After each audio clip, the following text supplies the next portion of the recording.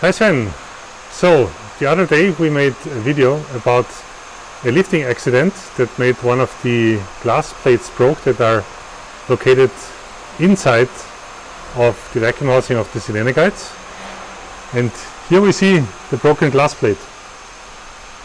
In my understanding, these plates are for shielding purposes for neutrons, correct?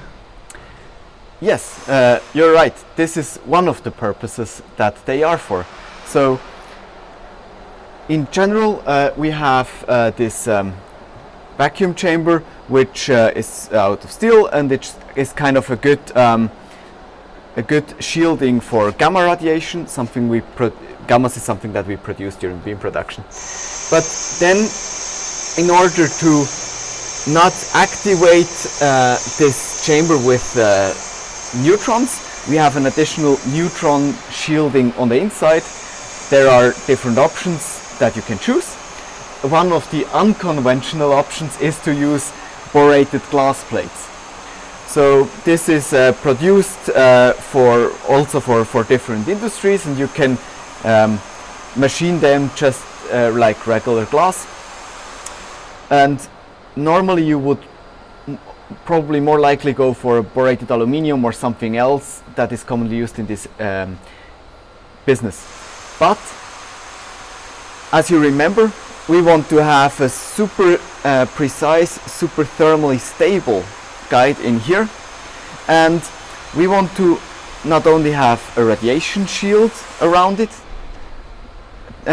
given by this, but we also want to have a thermal shield, or a shield for thermal radiation.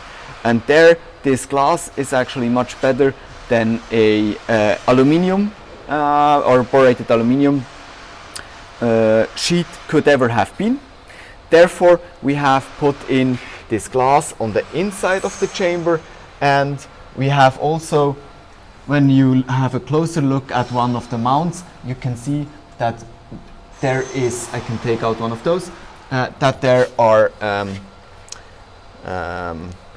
plastic washers basically, which go into the holes of this glass, and then basically the glass is screwed inside on the inside wall of this of the chamber, but nevertheless it is thermally isolated, and therefore quite a decent thermal radiation shield. Yes, that's basically that. All right. So these elements, they are also obviously quite fragile. So that also means when you enter the maintenance store with your fingers, with your hands, or when you actually go inside, one has to be very, very careful in order not to break the glass elements that are inside, or even maybe bump your head on one of these, so that we don't have to replace more of those. But for replacement, you actually have done some precautions, and in my understanding, you have brought a lot of these glass plates as a substitute that we now have in storage here at ESS, and we're now going to show quickly how they look like. So here we are. Here we have a box full of these glass elements that we saw before inside of the vacuum chamber. They are all protected so that they don't break easily, and they're all labeled with some codes that I guess will indicate where they are nominally located within these vacuum chambers, correct? You're right.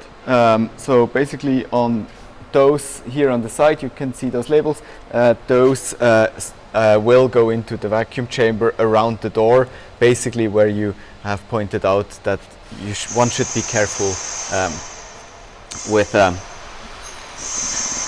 touching the vacuum chamber.